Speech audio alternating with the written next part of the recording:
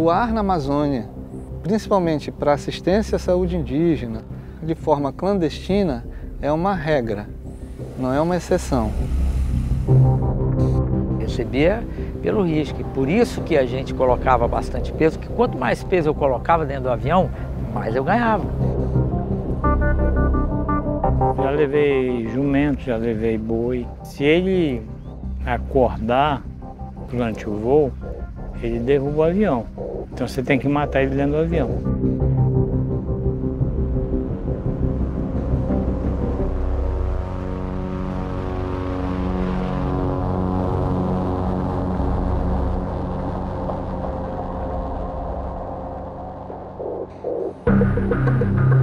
A Amazônia Legal abriga cerca de 1.300 pistas clandestinas que não possuem registro na Agência Nacional de Aviação, a ANAC.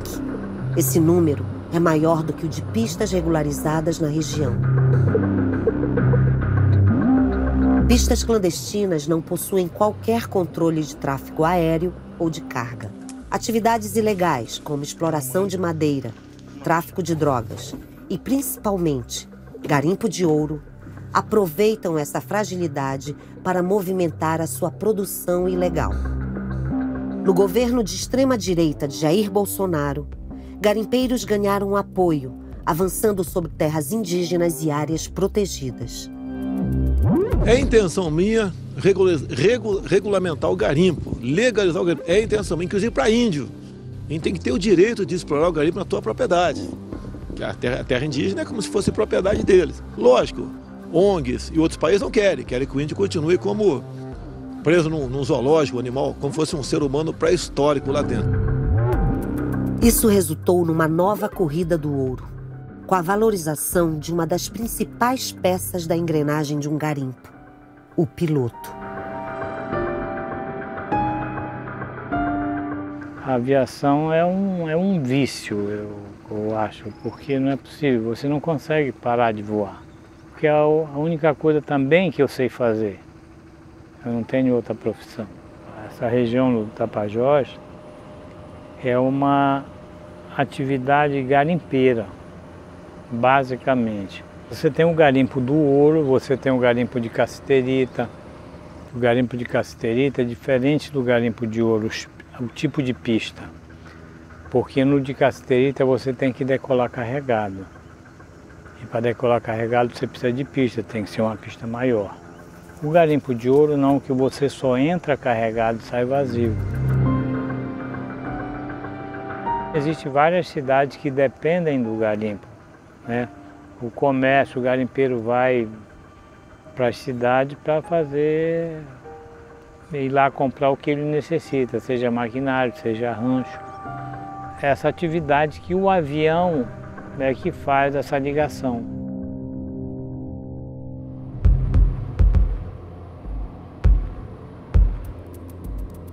O avião ele é uma ferramenta fundamental. Primeiro, para cobrir as grandes distâncias que a gente tem na Amazônia, e ele nos dá acesso a lugares que, por exemplo, de barco levariam dias para a gente chegar, a gente consegue acessar no mesmo dia.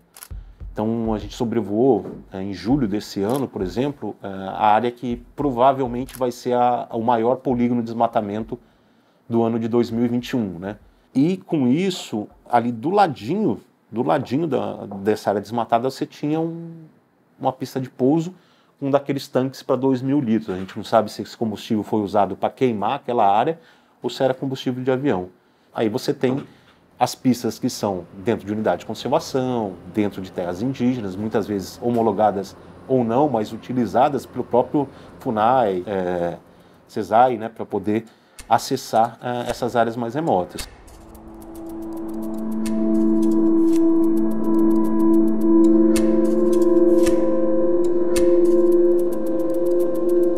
Eu entrei na aviação sem conhecer muita coisa. Fui descobrindo como ser aviador, né, por conta própria, consegui fazer o meu curso de piloto privado, o meu curso de piloto comercial, tudo isso lá no Rio, em Resende e no aeroporto Santos Dumont, lá onde tinha a parte teórica e também a parte prática, né, entendeu? De lá eu vim para o garimpo. Então, naquela época lá tinha muito voo, tinha voo todo dia, entendeu? Porque tinha carga de alimentos, tinha óleo diesel para levar o consumo dos motores, tanto das currutelas, né, que é onde ficam as pistas, né, que tem as casinhas lá onde o pessoal morava, lá, enfim, comércio, como do maquinário que é usado para extrair o ouro, né, e as próprias pessoas, né, para ir e voltar, porque não tinha, no meio da selva não tinha outro meio para chegar lá. Mas não tinha fiscalização de nada, entendeu? O que tivesse dentro a gente levava. O que importava para a gente era quanto de peso tinha. Isso é que era o importante, né? Pela segurança, entre aspas, mas quanto mais peso a gente levava, mais a gente ganhava. E eu determinava, bota, chega. No meio da floresta, os pilotos chegam a ganhar de 100 mil a 200 mil reais por mês. É o preço do perigo que eles correm ao aterrissar e decolar diariamente de pistas de terra, que às vezes não chegam a 300 metros de comprimento. Quando eu cheguei aqui no garimpo, tinha uma regra aqui. Se você passar de 200 horas, vai ficar um ótimo piloto. Mas se não passar de 200 horas, ele morreu antes. O garimpo, na época que eu cheguei aqui, era 350 metros, 280 passos. Amarrava o avião no pau, entendeu? Amarrava o avião, dava motor aqui com um passageiro só.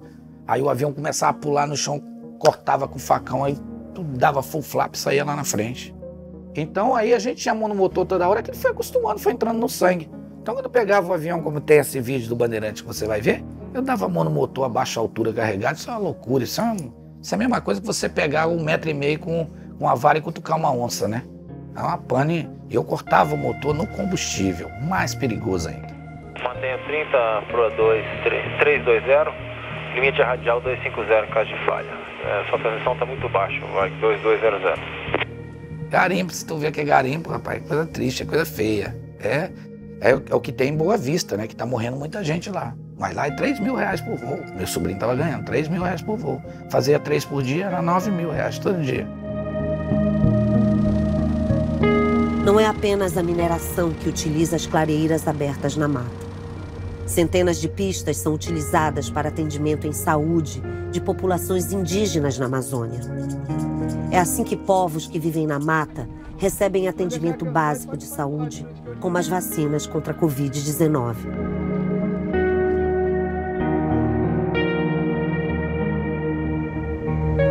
Aqui é a maca para retirada da paciente. Espero que não seja preciso, mas se precisar não tem jeito, vai ter que vir aqui mesmo com a gente, retirada de emergência. Vamos lá, vamos com Deus. Meu grande trabalho é neurocirurgião, mas eu comecei a trabalhar com um povo de recente contato, que é o Zoé, e que só chega lá de avião. Assim como várias outras etnias na Amazônia, você só chega de avião. Então eu vi que aquilo que era um sonho e que eu poderia fazer por hobby, de repente eu vi que ia ser necessário na minha atuação médica na saúde indígena. Vamos lá, nessas condições que a gente vai, nós temos que sair porque está muito grave realmente. Mas a regularização dessas pistas é um obstáculo para que o atendimento de saúde seja feito com mais segurança. Das 293 pistas utilizadas na Amazônia pela FUNAI, mais da metade ainda não tem registro concluído na ANAC. A pista na comunidade indígena Zoé, no Pará, por exemplo, foi regularizada apenas em 2021, após 25 anos de uso. Nesse período, Eric e outros médicos e enfermeiros viajaram para o território Zoé utilizando uma pista irregular, mesmo fazendo voos oficiais pelo Ministério da Saúde. Existem centenas de pistas que não são homologadas e que a gente não consegue fazer plano de voo. Antes, como é que a gente voava? A gente dizia que ia para uma cidade e acabava indo para a aldeia, né? Então, mais ou menos na metade do caminho, você desliga o transponder ou muda o código do transponder e voa de forma ilegal e voa de forma que não é seguro. As pessoas simplesmente desaparecem na floresta. Porque a floresta pega um avião desse e engole, né? Fica lá dentro e você não consegue mais ver.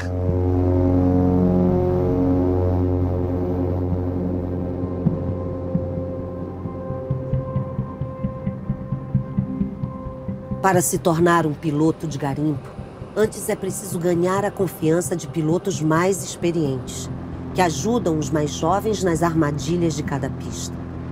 Por isso, depois de conseguir a sonhada carteira de habilitação, os jovens pilotos ainda precisam passar pelo treinamento dos colegas que trabalham nas pistas de garimpo. Eu tirei minha carteira, vamos supor, em novembro, e em fevereiro eu fiz meu primeiro voo sozinho, só que vazio, uma pista mesmo normal, pista boa, tipo essa grande. Mas uns 2 meses depois foi que eu comecei a voar carregado mesmo para pista pequena, para batalha mesmo de piloto de garimpo. E qual é a principal diferença? Véi, muita, porque o avião vai estar pesado. Você tem que saber sentir o avião, que a gente fala, sentir o avião no cu. Porque quando você está afundando, você sente sua bunda levantando. É um negócio assim, entendeu? Você vai cair na selva, né, cara? Então você faz os procedimentos que tem que fazer, né? De cortar motor, enfim, para desligar o combustível, desligar a parte elétrica do avião, preparar o avião para o pouso e ir até onde ele levar a gente, entendeu? Então, não tem muito o que fazer.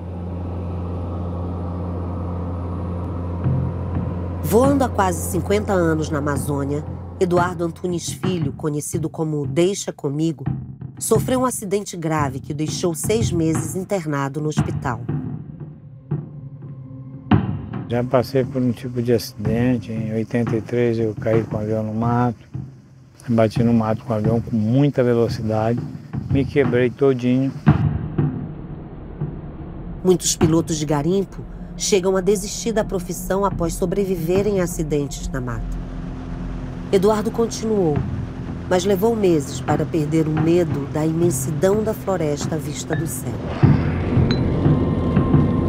Eu já tive vários casos de mulheres grávidas tirando do garimpo e elas terem a criança dentro do avião. É uma atividade que cada dia que você voa, você não sabe o que vai acontecer. Sempre tem uma surpresa a mais.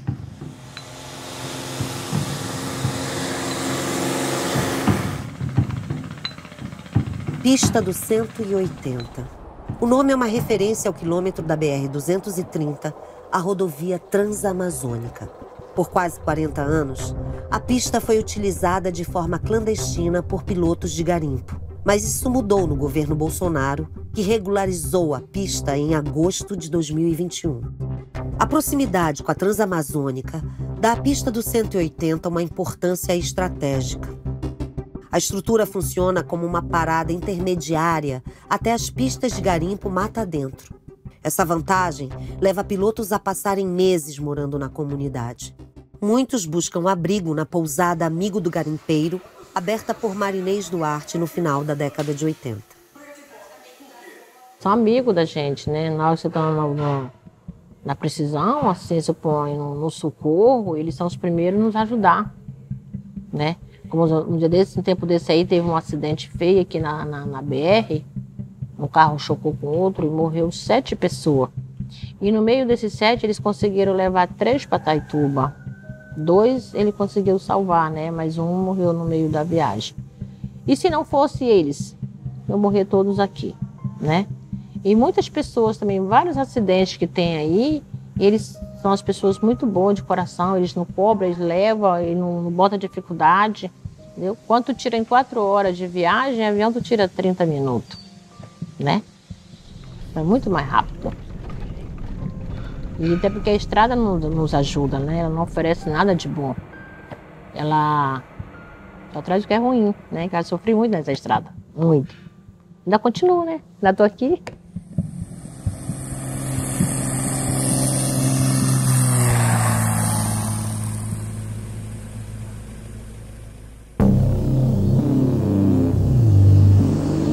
Em 1980, o aeroporto de Itaituba chegou a ser um dos mais movimentados do país. Foi a época da primeira corrida do ouro com o uso de aviões na região. O movimento caiu nas décadas seguintes, mas voltou a crescer no governo Bolsonaro.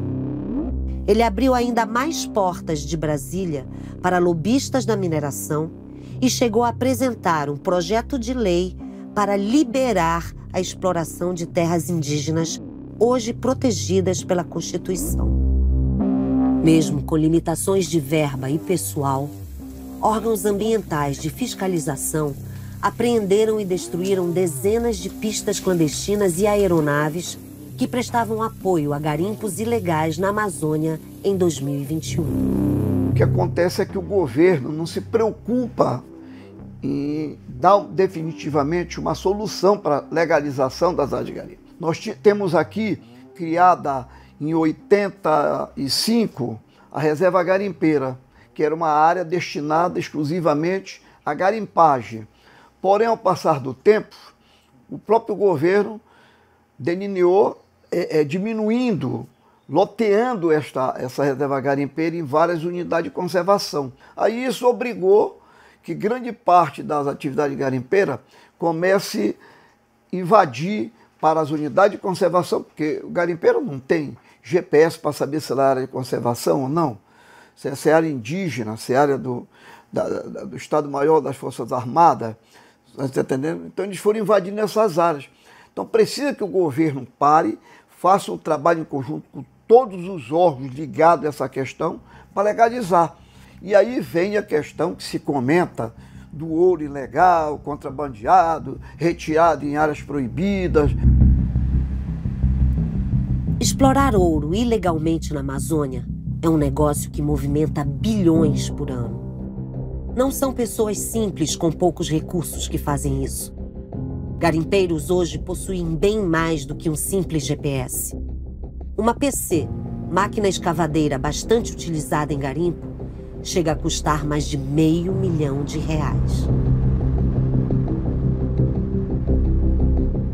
É importante a gente entender e também conscientizar as pessoas, porque o que acontece na Amazônia não fica só na Amazônia.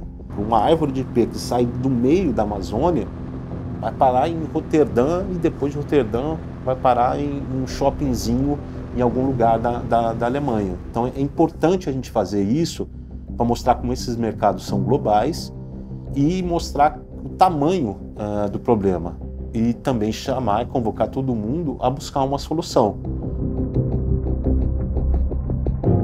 Eu não tinha consciência ambiental, eu não tinha essa consciência. Os anos que eu voei no garimpo, eu morei em Santarém, e quando eu conheci lá, era tudo floresta ali ao redor. Se você for hoje lá e for ver o que o desmatamento fez, por exemplo, através da soja, é impressionante, entendeu? Simplesmente acabou com tudo. Essa transição entre o que é legal e ilegal, ela é muito que natural na Amazônia, porque não tem uma política realmente. E a aviação é essa grande locomotiva mesmo da Amazônia, que dependendo da mão de quem está, ela traz destruição, mas também salva vidas. Em maio de 2022, o governo retirou indefinidamente as restrições de pouso e decolagem em pistas sem registro localizadas na Amazônia Legal. Na semana seguinte, o Congresso aprovou uma medida provisória do governo Bolsonaro que derruba a exigência de autorização prévia da ANAC para a construção de pistas de pouso no país.